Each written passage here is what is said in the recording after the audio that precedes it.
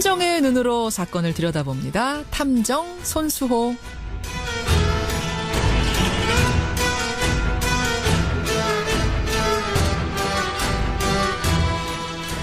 관심을 모으고 있는 사건을 보다 자세히 들여다보는 시간이죠. 탐정 손수호. 오늘도 손수호 변호사 나오셨습니다. 어서 오십시오. 네, 안녕하세요.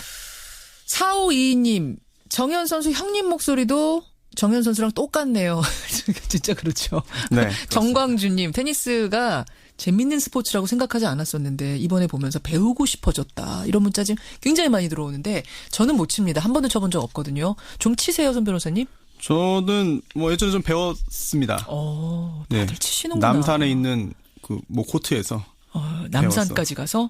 네. 이야, 제대로 배우셨네요, 그러면. 짧게 배웠어요. 짧게. 네.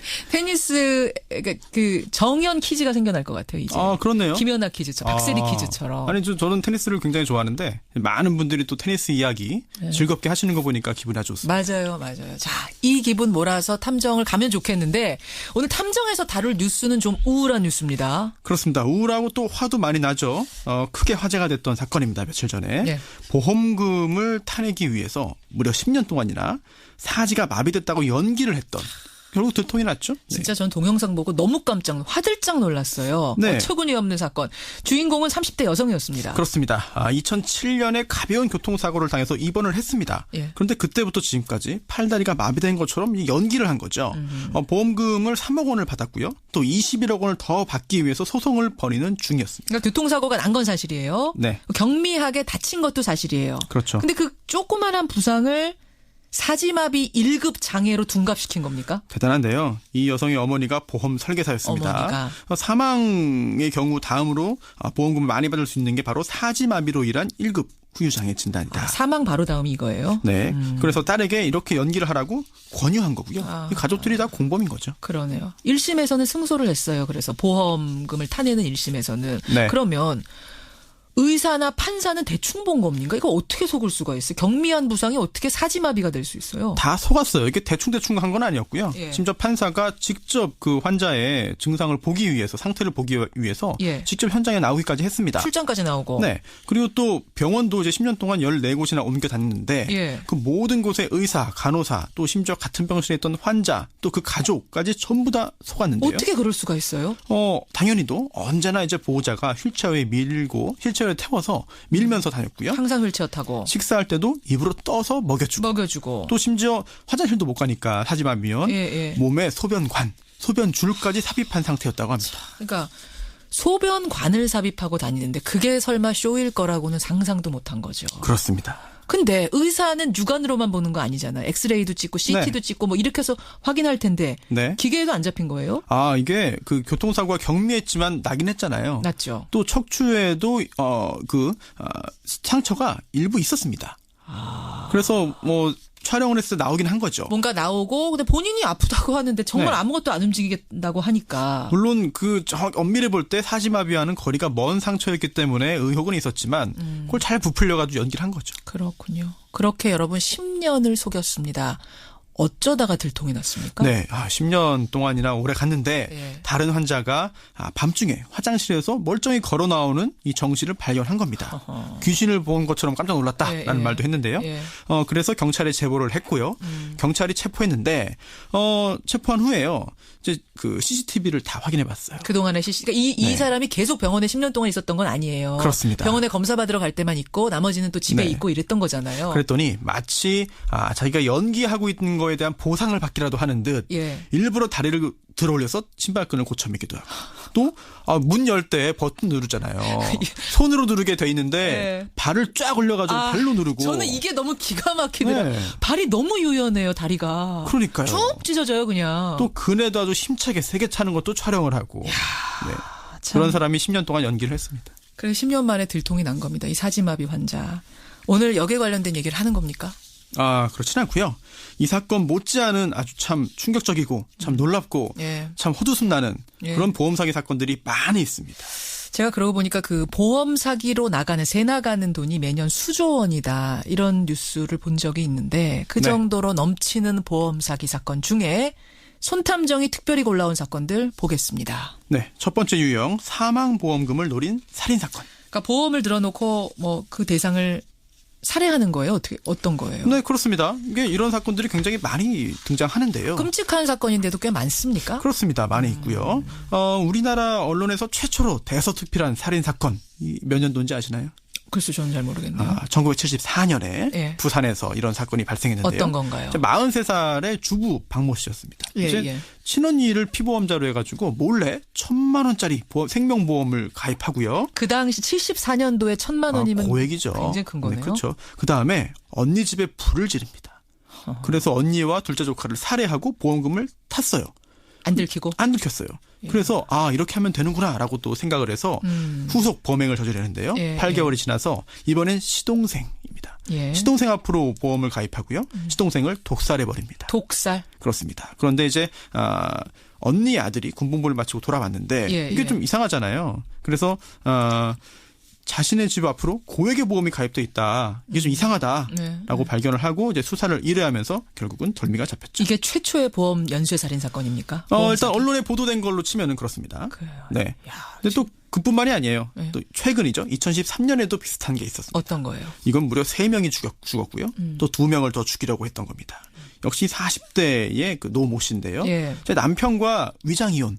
기획 이혼을 합니다. 뭐 빚이 많았나 보죠, 사업하다가? 네, 남편이 사업에 실패해서요. 네, 그걸 빼돌리기 위해서 재산을. 기획 이혼을 했어요. 여기까지는 뭐 하곤 하죠. 그런데 또 시댁이 등장하네요. 남편과 시어머니가 그 땅 팔은 돈을 돌려달라. 아무리 우리 이혼했지만 이거 가짜 이혼이니까 그 땅 판 거 돈 돌려달라 이랬어요. 원래 위장 이혼으로 시작하지만 결국은 사이가 이렇게 됩니다. 대부분의 경우.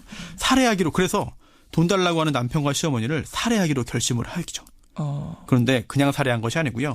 보험을 9개나 들어놨습니다. 9개나. 그리고 나서 농약이 든 음료수를 먹게 해서 살해하고요.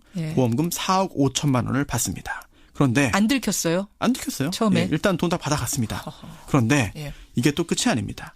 다음 해에 또 재혼을 하죠. 근데 그 재혼한 남편 역시 농약을 조금씩 넣어서 이제 음식에 넣어서 살해했고요. 이 역시 보험금을 타갑니다. 그러니까 재혼한 새 남편도 또 독살을 한 거예요? 또 끝이 아닙니다. 아니에요. 또 이번엔 다시 또 예전 시어머니까지 같은 방법으로 독살을 하죠. 와, 그렇게 해서 타간 보험이 뭐 어마어마하겠네요. 그러면. 그렇습니다. 이 보험금을 다 받아갔고요. 그 다음에 이제 7개월 간격으로 이렇게 다 사람들이 다 사망한 거잖아요. 주변 사람들이 다 사망했어요. 네. 근데도 뭐 전혀 슬픈 기색도 없었고 돈도 흥청망청 썼거든요. 당연히 수상하죠. 그래서 시댁 식구들이 수사를 1회했는데 그런데 이게 참 더 충격적입니다. 뭔가요? 이번에는 시댁 친구가 아니라 본인이 직접 낳은 딸. 친딸? 네, 친딸을 범행 대상으로 이제 결정하는데요. 딸이 이제 병원에 입원했다라고 하면서 이제 보험금을 청구했어요. 그런데 경찰이 이번에는 속아 넘어가지 않았습니다. 소변 검사해봤더니 역시나 농약 성분이 검출된 거죠. 딸의 소변에서 농약 성분이. 그렇습니다. 결국은 무기징역형이 확정됐습니다. 그러니까 이 사람 보면은 한 번에 뭐 많은 양으로 살해한 게 아니라 조금씩 가족이니까 조금씩 건강을 상하게 하는 방식으로 살해를 한 거군요. 그렇습니다. 뭐 자신의 범행을 들키지 않기 위해서 여러 가지 궁리를 한 거죠. 야, 진짜 너무합니다.